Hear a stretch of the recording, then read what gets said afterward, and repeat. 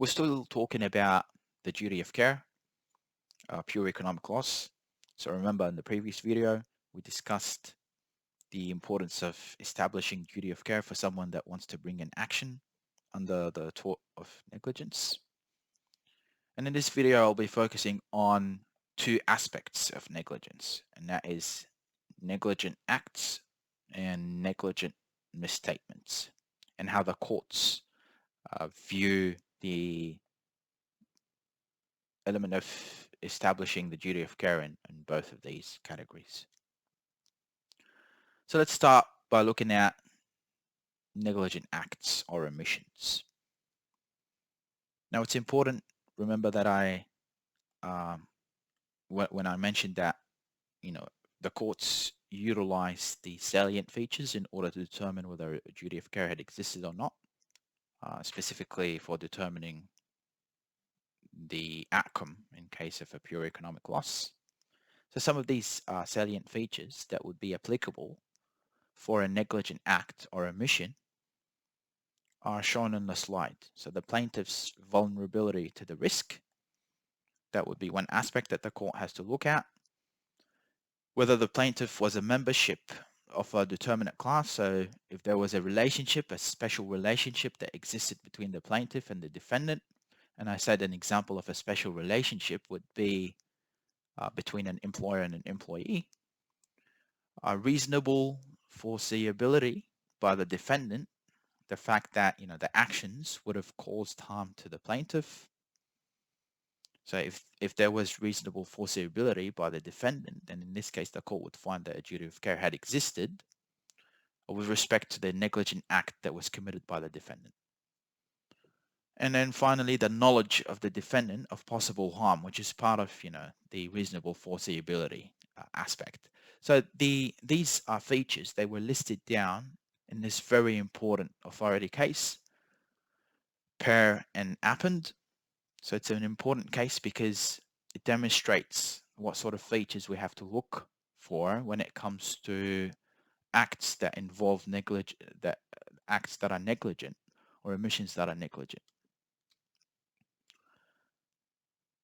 So the previous slide was for negligent acts. What about negligent misstatements? So things that a defendant would say, and then maybe the plaintiff relied on what was said, and hence that caused them a loss. This is what we mean by negligent misstatement. So some of the salient features that we would look at is, number one, the defendant's assumption of responsibility. Did the defendant know that the plaintiff relied on them and that they were responsible for delivering correct information? If the answer is yes, then the court would establish that a duty of care had existed. The defendant's assumption of control, and that you can assess through special skills that the defendant has. So was the defendant in a situation where they had knowledge that the plaintiff didn't have? So an example would be, a doctor and a patient. So the doctor over here has got special skills and the patient doesn't. So whatever the doctor says, it would be assumed that the patient would rely on the doctor. And the same can be found in the construction industry as well. So you've got a builder that has the experience, that has the expertise, and he's got his clients. Now the client, she probably doesn't have the experience in the industry. She's just a client. So it will be assumed that the builder has to give correct statements to the client, and the builder over here cannot mislead through misstatements, negligent misstatements. Finally, the aspect of disclaimers. So sometimes a defendant would include, say, let's say for instance, in a contract, that whatever they say, it's a disclaimer that whatever they say doesn't usually fall as part of the terms in the contract.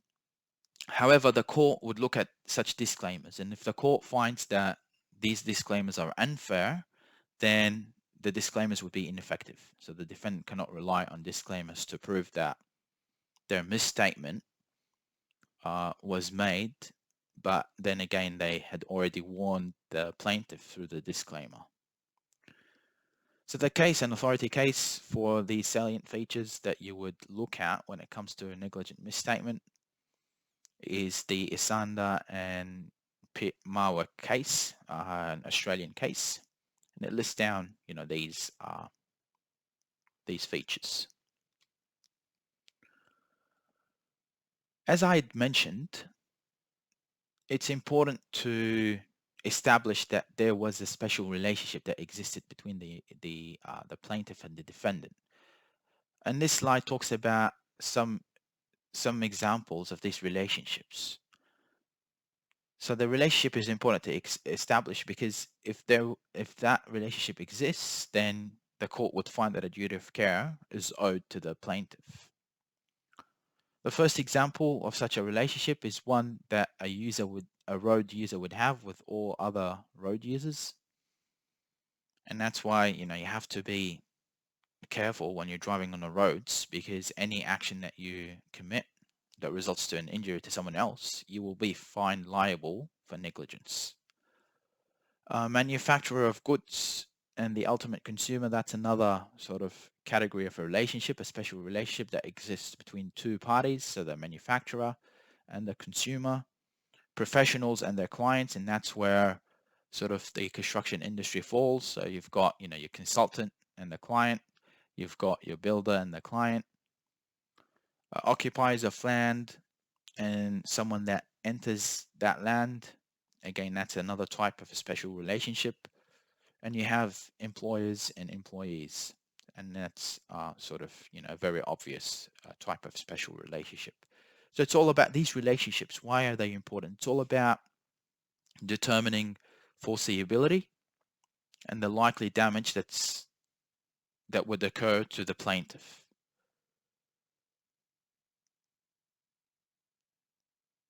The fact that, the defendant is able to foresee that their actions are likely to cause damage would be sufficient in itself to satisfy the requirement of proximity.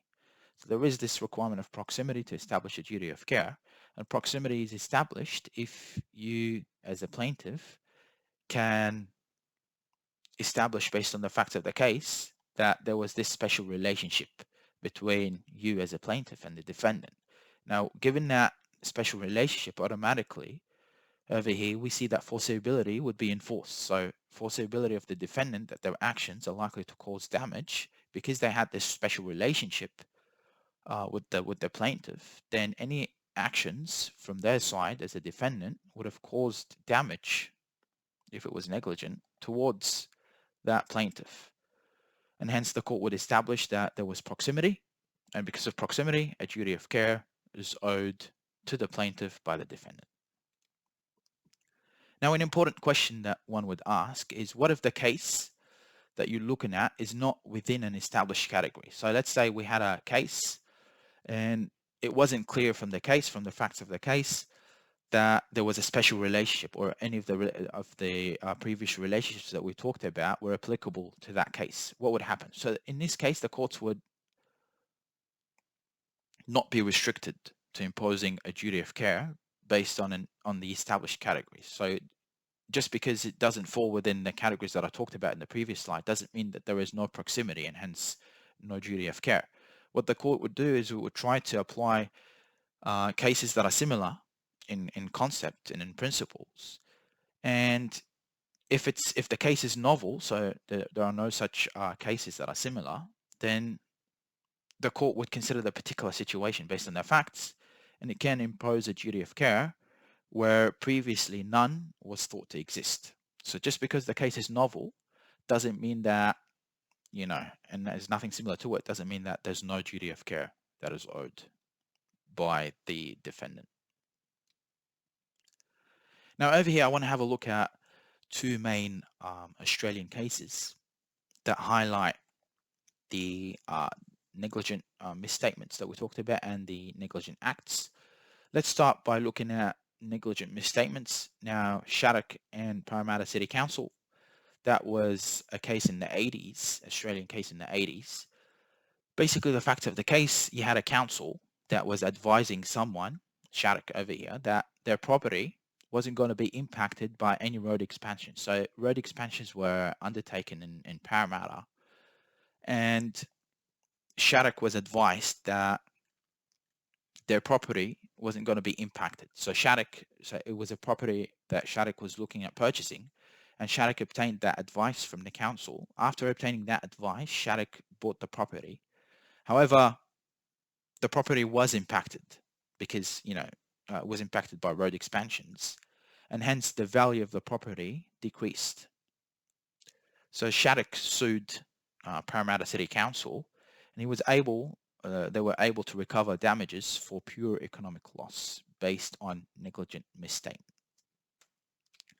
The other Australian case, uh, Junior Books and Vici, again in the 80s.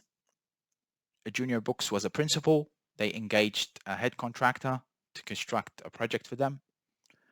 The head contractor asked this third party, Vici, to lay the floor, and Vici did not do a good job. So Junior Books, the principal, sued that third party in tort for negligence, and they were reimbursed for pure economic loss. And it was established in this case that there was sufficient proximity. Now remember, if this was in contract, if Junior Books had sued in contract, then an important aspect that will come into play is the fact that there was no privity of contract between Junior Books and Vici. You can probably look at collateral of warranties over here that is in contract. However, it's easier to sue. In this case, it was easier to sue in tort because there was obvious negligence, and that's how Junior Books was reimbursed for their pure economic loss.